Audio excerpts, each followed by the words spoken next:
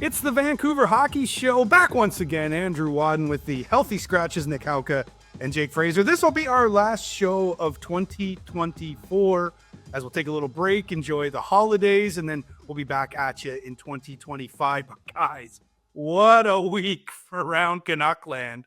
And I'll tell you what, I don't know if it's a positive thing to be the story around the league right now, but that seems to be what the Vancouver Canucks are, especially what's going on between two of their leaders. We'll get to that in just a moment, but let's hit the rewind button, guys, as we do each and every week here, and just sort of go over the week that was. The Canucks, 3 games, just like the last week when we spoke to you, an even split between the 3, 1 win, 1 loss, and 1 OTL. They'll start last Monday, guys, with a big win over the Colorado Avalanche in what was, sort of coined as Makar versus Hughes, Nick. And Hughes and the boys came up on top. They sure did. I actually think Quinn isn't really playing at the top of his game right now. I think he seems to have kind of caught like the flu that's going around the team, and he has still been really good. He just hasn't been quite playing to that insane level that he was playing before. But I think with him and Makar both in that game, I still think that he looked like the better player. That was a big win for us, right? Like they've been having their troubles, obviously, but I think the front end star power that they have, that's a team that could be a contender. So to finally get a win against a team like that, rather than beating up on average to below average teams, that was really big for the group. Yeah, and to just bounce back the way they did after that Bruins loss. I mean, that Bruins game was terrible, and then they come back from that and put out probably their best performance of the year, that or the Florida game a week or two ago, right? So, yeah, it's just good to see them bounce back like that. Obviously, the rest of the week, they couldn't find that full, complete 60 in their game again, but definitely good to see against the top dogs like Nathan McKinnon, Mikko Rantanen. Those are the teams that you want to beat to kind of match yourself up to see where you're at heading into late into the season and heading into the playoffs. Yeah, I guess we recorded last Friday, so we do have to add that Bruins game in there, which was a bit of a debacle for the Canucks, one that they would like to put behind them, and Canuck fans would like that as well. However, Max Aston did get his first NHL goal in the game, so there is some positive surrounding that. The Canucks go into Utah the first time that they've gone and played against the hockey club. Nick, what did you think of your first chance to look at Utah, and also, a chance to look at that building as well. Now, I know that it's not quite configured for NHL hockey just yet, but been hearing some really good things about Ryan Smith, the owner down there, the hat backwards dude. Love that. But apparently they're putting a lot of work into that arena in the coming year or so with some renovations. It's going to look good. But I'll tell you what, like, the hockey club's been decent recently. And I don't know if an old friend would be the right term, because Dylan Guenther was never a Vancouver Canuck, but he was the pick that Arizona used in the OEL trade to land him. And boy, he's quite the sniper. But I mean, that team, like, they've got some good pieces, and they're starting to play some decent hockey as well. They are. It's almost like Arizona was kind of weighing them down, playing in a arena that I'm pretty sure my minor hockey arena was nicer than the place they were playing in.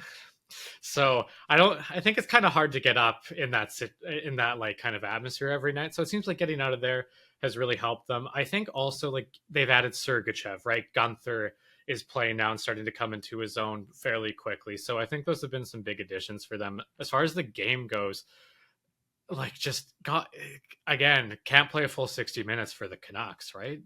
Up 2-0. Just really, it was pretty back and forth, but they seemed to have control of the game. It didn't seem like there was a lot of really good opportunities for Utah to score. And then all of a sudden, 2 quick ones, the game's tied, and then we just seem to not be able to pull it off in overtime. But that's just really a gut-wrenching loss in a game that you really should have had.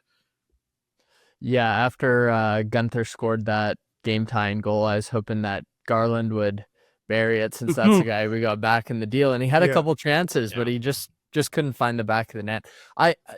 It's just frustrating. Like, they came out flat in that game too. They didn't start the game well, played really well in the second period, completely took over, I felt like, And then 5 minutes left in the game, they give up another lead, and obviously JT waving off the bench in overtime throws a right?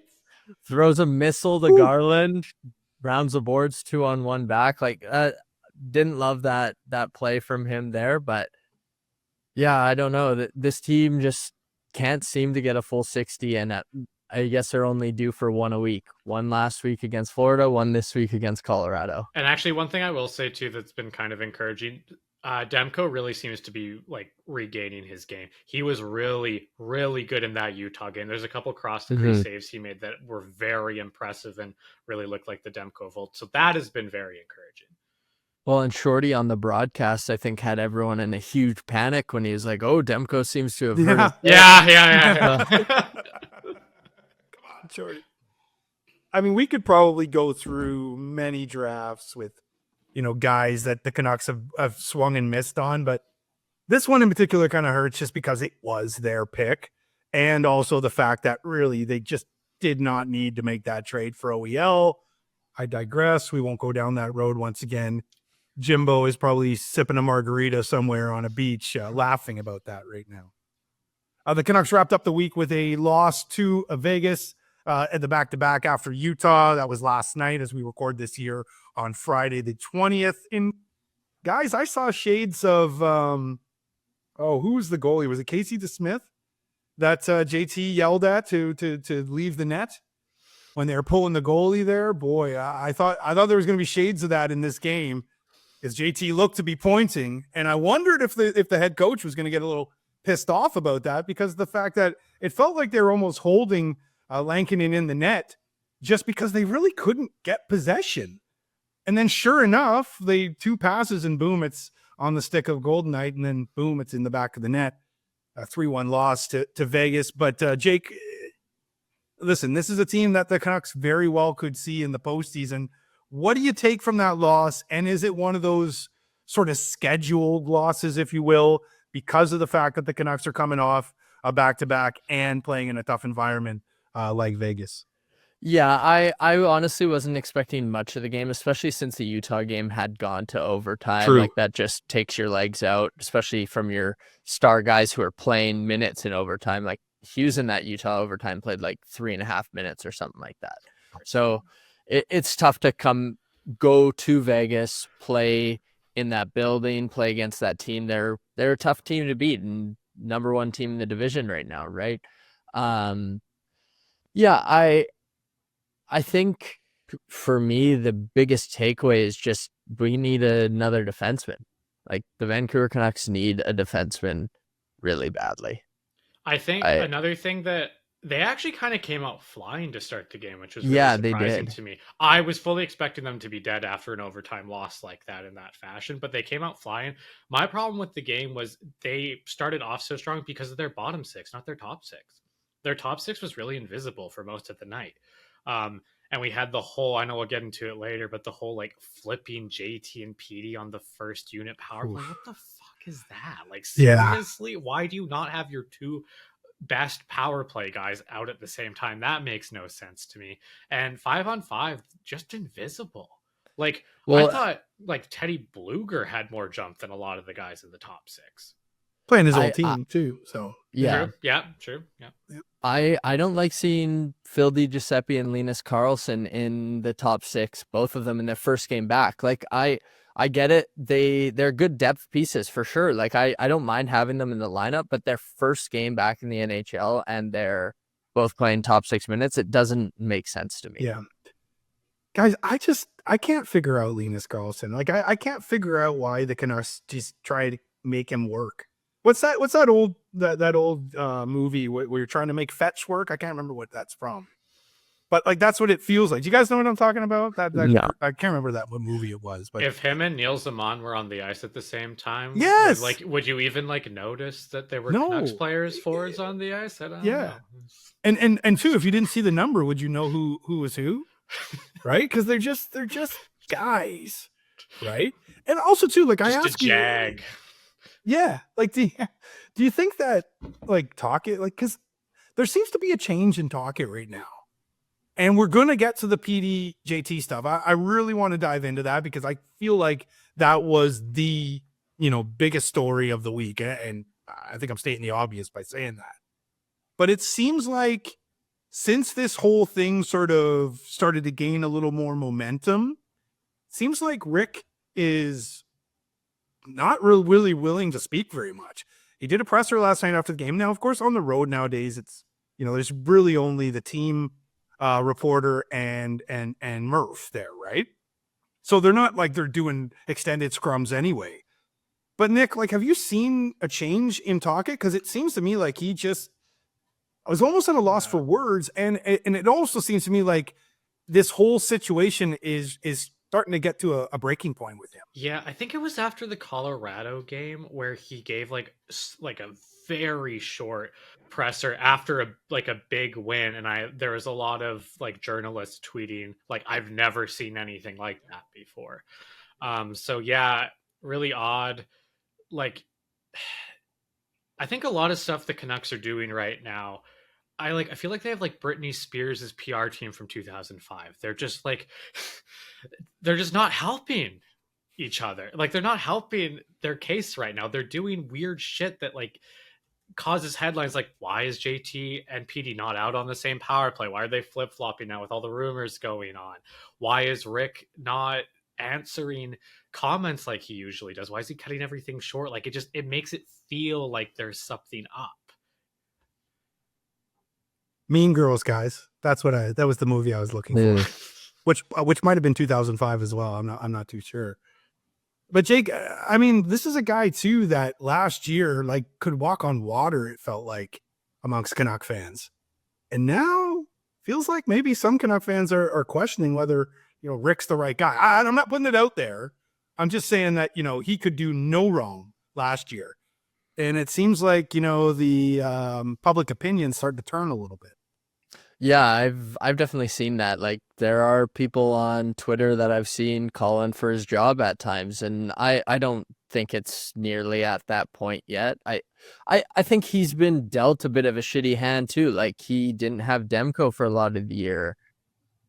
JT Miller misses time. Filip Hronek misses time. Like, the Canucks have had a lot of adversity this year. So the fact that they're still in a playoff position and still playing decent hockey is an overall positive. Like, when this team's fully healthy, I think we can expect them to take a big step up. And I think Tocchet is a big part in that. But at the same time, I get a lot of the issues with him because he seems to just have tunnel vision on certain things, like bringing in these big defensemen, like scratching Brandstrom, things like that, where he's not willing to adapt and change game to game as well as during the game. Like, one guy's not going unless it's Niels Höglander, who seems to just get benched for not skating a little, like not going as hard as he can. Like, I get that. But if one of the top guys isn't going,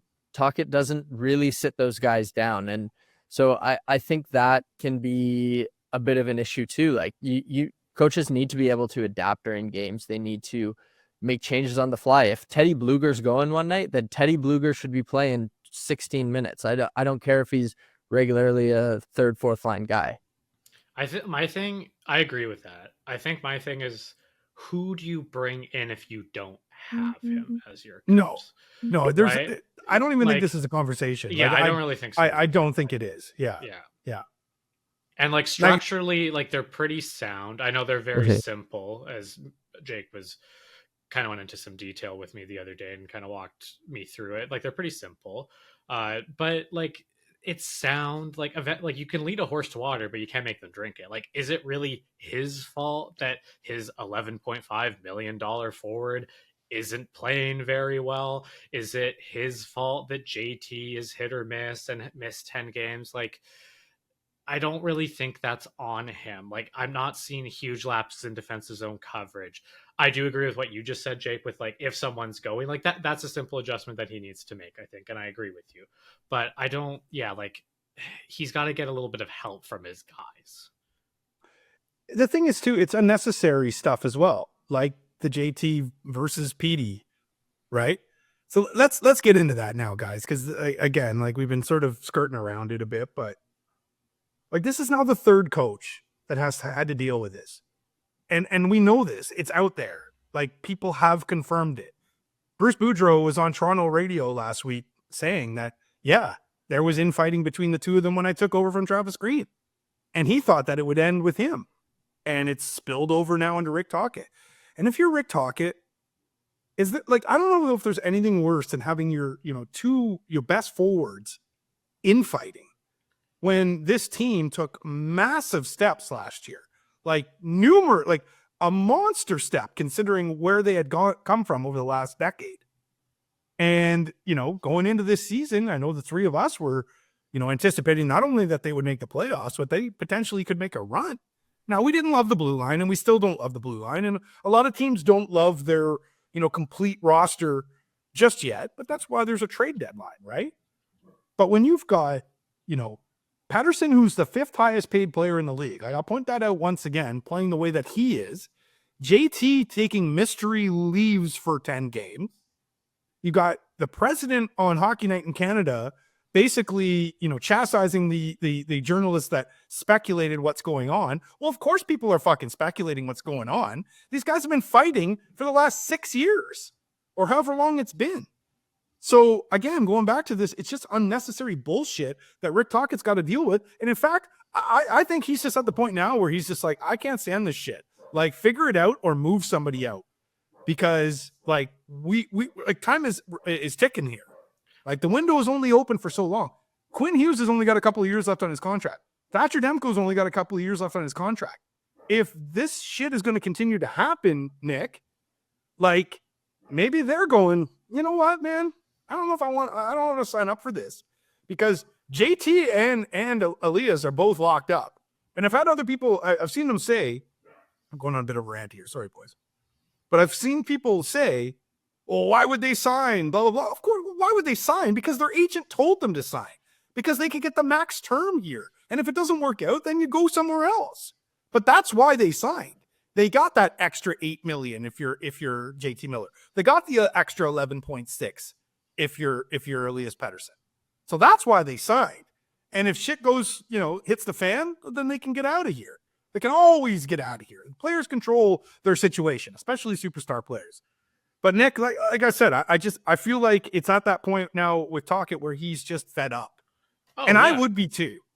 Oh, fuck. Like if my high school football players were doing that shit, I would get fucking fed up with them. Like, you're grown adults. Like, JT's 28.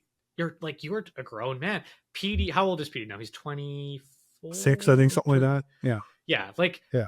You guys are past the point where this is acceptable. Like, if they were both like rookies and still kind of coming into their own, like as grown men, like I would understand that, like, you're full grown adults, deal with it. Like, you're not gonna like everyone that you work with. It's just not possible. That's coming from me. I like maybe 25 people in the world. I put up with a bunch of others, and I dislike probably over like 50% of people I meet. So that's coming from me. But I can work with people, and I put what I think about them away, and I'm professional and polite. I'm not going to go get a beer with them after like I work with them or whatever, but like I can put up with them. It's fine. You got to put on a face. It's how you get shit done. Just like the bitching and everything that is probably going on, and like you hear the locker rooms divided. That's like fucking high school bullshit. What are you guys doing? Like, grow up. Don't hang out with each other. Just make it so you guys can get along enough during the game. Leave. Don't talk to each other in the locker room. It doesn't matter, but don't make it a spectacle. That's the issue. Jake, I have been in a work environment where I just could not stand one of my fellow employees to the point where like I just didn't want to be in the same room with them. And it got to a point where, I just, again, like I said, I couldn't really deal with it. And I think that's where it's at right now with these two guys. And I think if you're Jim Rutherford, and I know like before we've sort of batted around, oh, maybe, they would think about trading them. And we sort of dismiss it like, oh, no, that wouldn't happen. That's like EA hockey stuff. But it feels like it's going to happen.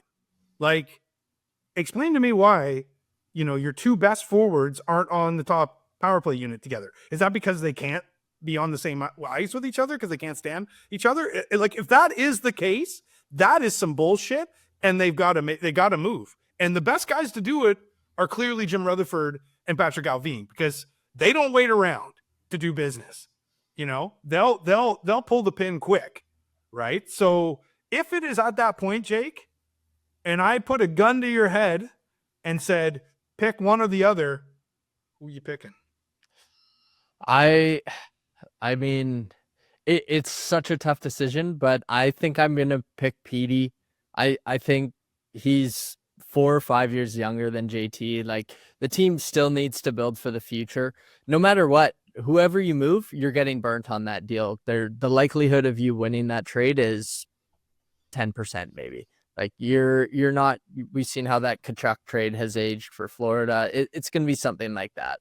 But I think I've got to take Petey. I mean, we've seen how Petey's played when Miller wasn't there. Like, Petey started to look like himself again. Like, maybe that happens, and that would be the perfect scenario. Obviously, if you had to move one of them, Petey takes over and starts playing like himself again. But yeah, I think just because of the age factor, I would take Petey.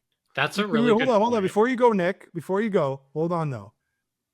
Who's going to lead you into the fire, though, in the playoffs? Who's going to be that guy between the two of them? Do you trust Petey? If you moved off of JT, would you trust Petey to be that guy? Now, their best player is Quinn Hughes. We all know that. That's why he wears the C. But, would you trust Elias Pettersson to lead you in the fire? Because as Jake just pointed out, he's clearly a different player when Nine's not around. Yeah, that's what I was going to say. Jake, that's really logical, and I completely understand that. My thing is, I think you can win with a guy that's not maybe being the nicest person in the world, like JT Miller. We saw that with Canucks fan favorite Mark Messier over the years, except when he was here, obviously. I don't know if you want to align those two, man. People just turned the spot off. But you saw it in Edmonton and New York, right? Of course. You don't hear a lot of good things about the guy, but he could play hockey, and he fired his team up and they would play for him, right? JT can be that guy. To me, Elias is he's very mentally soft to me. When things don't go his way, he sulks. You can see it on broadcasts, right? And that's the thing that I'm constantly hammering on high school athletes. It's hey, when things don't go your way, keep your head up. You got to move on. You got to have the memory of a goldfish, right? You need to do that. Or if you get too much in your head, you're going to play like Elias did to start the year, right? Is that who you want at the front of your franchise? Now, he's still young and he could get past that, obviously. And there's so much upside there where, on the other hand, JT's kind of who he is. He's a really, really good player. I think, Andrew, as you were saying kind of earlier, I think he's more than just a secondary option. I think he's a primary forward when he's going. He's a very unique player, honestly, with his power and playmaking ability. But what do you want, right? What do you want to build your franchise on? Me personally, I actually might lean to JT because of those reasons. But if you look at just a skill-based thing, I'm going to lead to Elias, and maybe I have a belief in him with JT not there that he can overcome that. Yeah, I just wonder, after this year, Quinn Hughes has got 2 years left. As we both, or all three of us, know that Thatcher Demko is going into his UFA year next year. It just feels like the window is kind of now. And I see what you're saying, Jake, about building for the future, but the future's kind of now.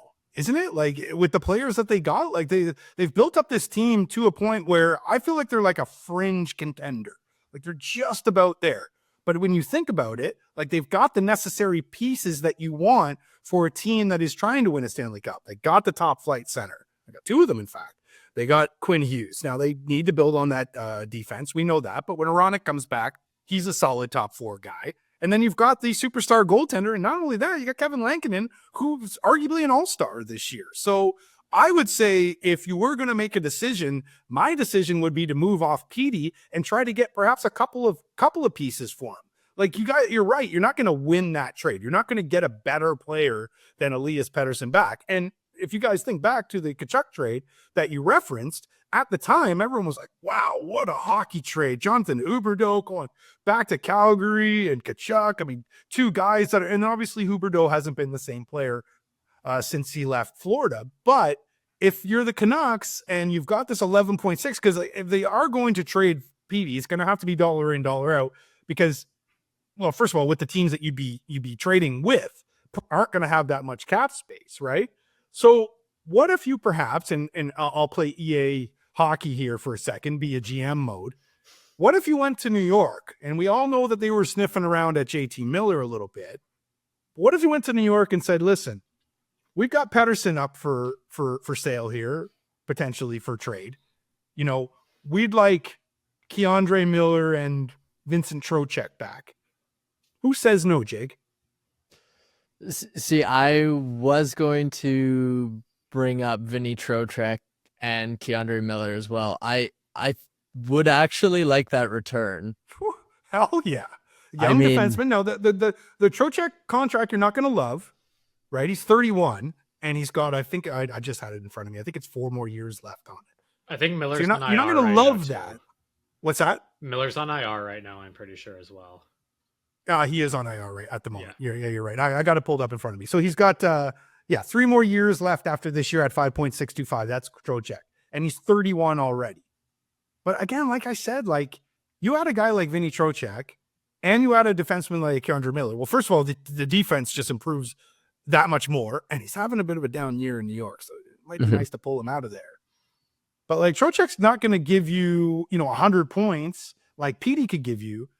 But he's like, and if your 2 top centers are JT Miller and Vinny Trocheck, very similar players, like, at least every single night that those guys are going to be working for you. Yeah, 100%. But I mean, do you need 2 the same player too? Like maybe you go Miller for Vinny Trocheck at the same time, right? Like I could see that being an option as well. Would you do that straight up? Miller for Trocheck? Feels like New York's getting the better player there. Oh, no, I wouldn't do it straight up. Definitely not.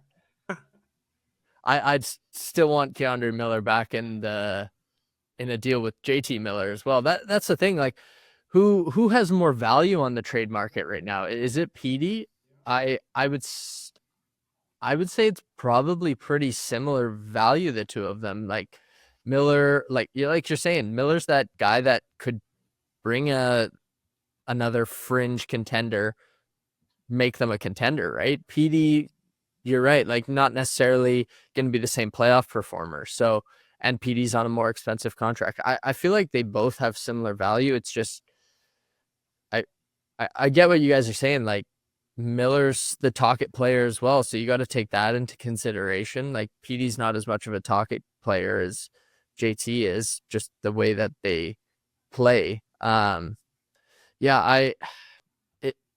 It's such a it's an awful choice to make. I don't want either of them to be shipped out. Like I think the Canucks need both those players if they want to really contend for Stanley Cup. Yeah, it feels like the ship sailed though. Like if they literally are breaking them up off of the power play because they just can't play with it, like that's pretty telling. Because at that point, it's really affecting the team, right, Nick? Like, like you can have your personal gripes, whatever, but like power plays where teams are supposed to produce, especially elite teams. That's where you're supposed to, have an advantage over other teams, especially with the 5 that you can put out that the Canucks have. But if it is the case that they're they just can't, at that point, I think you have to make a move. Also, too, before you answer though, Jake, or excuse me, Nick. I do wonder if Elias Pettersson, though, is just a player that the Rangers do not want. They already have an Elias Pettersson type in Mika Zibanejad, right? So I wonder if the Rangers would be like, it's all right on 40, but we definitely are interested in 9. Yeah, no, that's a good point. I wonder, do you think Dr. Phil's available? Like, who can we get in here? He's in Trump's cabinet, is he not? Oh, really? Fuck, who knows, man? I mean, shit. Man. At this point, they're probably going to make Carrot Top like the vice president. Who knows? Like, Hey, I don't want to get in. I don't want to go down that road. representation there. Yeah, let's keep politics out of this. Fuck. Yeah, I don't know. Like, I could definitely see the Rangers, because the big issue for the Rangers 2 years ago was they had way too many of the same player. Like, remember they brought Patrick Kane in, and there was a real lack of grit to that forward group. So I don't think they're going to go. Tarasenko, right? yeah. I don't think they're gonna make that same mistake again. So I think it would have to be JT at that point.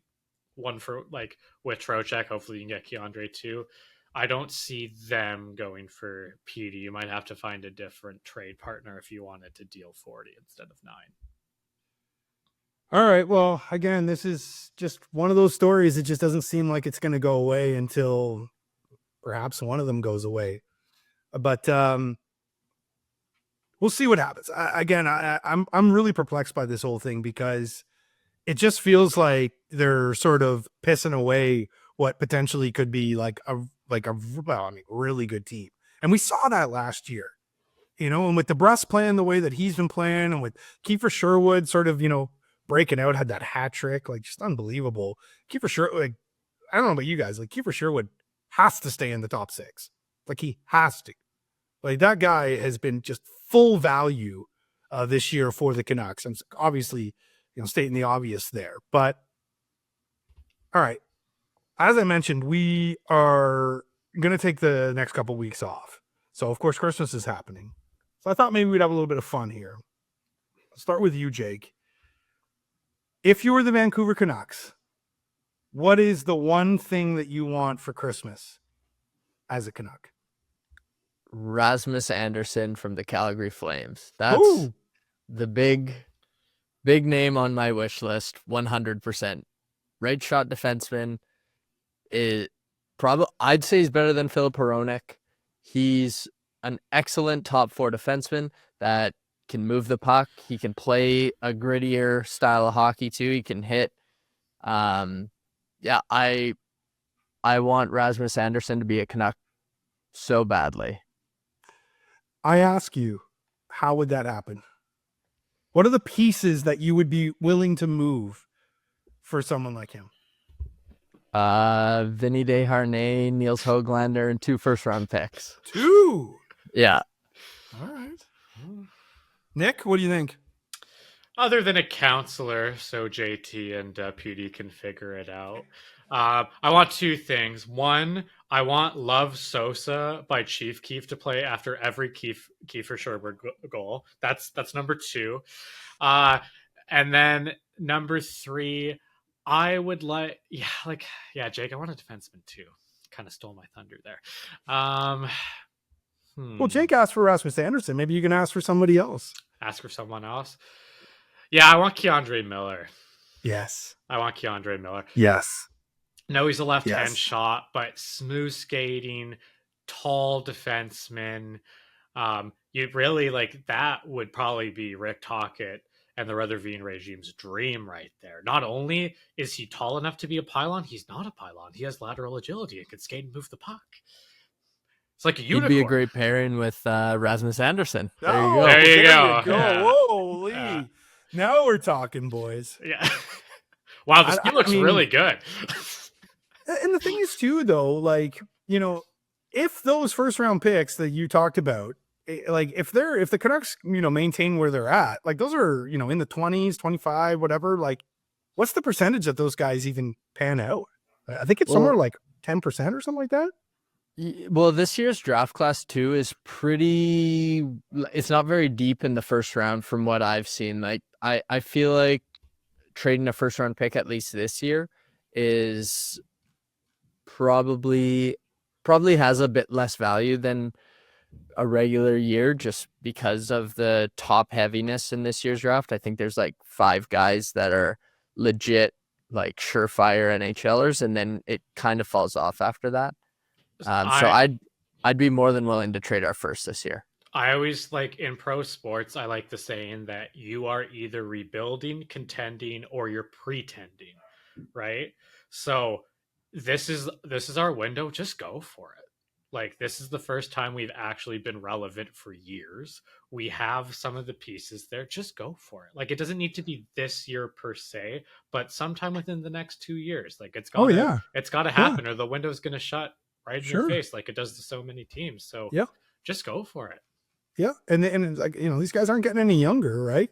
They've been here for a while now. We got to keep in mind, like, you know, Besser's 27, Petey's 26, Hughes is 25, Demko's 29. Like, you know, like the window is now. So yeah, if you're going to break off a couple of first round picks to, you know, acquire somebody that's going to help your blue line, and not only help your blue line, like be someone that can, you know, be there for a couple of years as you guys, or as the Canucks try to, you know, win a Stanley Cup. I don't know. I'd be down for it. I think too many people put too much emphasis on those first round picks. I mean, shit, look at what happened this week. Kaapo Kakko got traded. Was he like a second overall pick? That Right? was a And bad it's just draft. That was a bad fucking draft. sure, but you know what I mean? Like, but like, look at Besser. What was he? The 27th pick? So, you know, it's a bit of a crapshoot. I know draft people, oh, this is going to be this and that draft. And, you know, like, you know, like Kaapo Kakko, for instance, he was a can't miss prospect. Well, what happened? He missed. Now, was that because the Rangers? Time will tell. We'll see. Going to see more of him now that he's in the Pacific Division, though. Guys, I want some harmony between Pettersson and JT, or I want a deal. One or the other. I'm going into Rick Tocchet mode. I'm climbing into Rick Tocchet's head right now. And I'm like, guys, figure it out, or we need to do something. Because I'm not putting up with this bullshit anymore. That's what I would ask for. I'd go right into Jimmy and Patrick. I'm sure they share an office. Probably a big one, too, corner.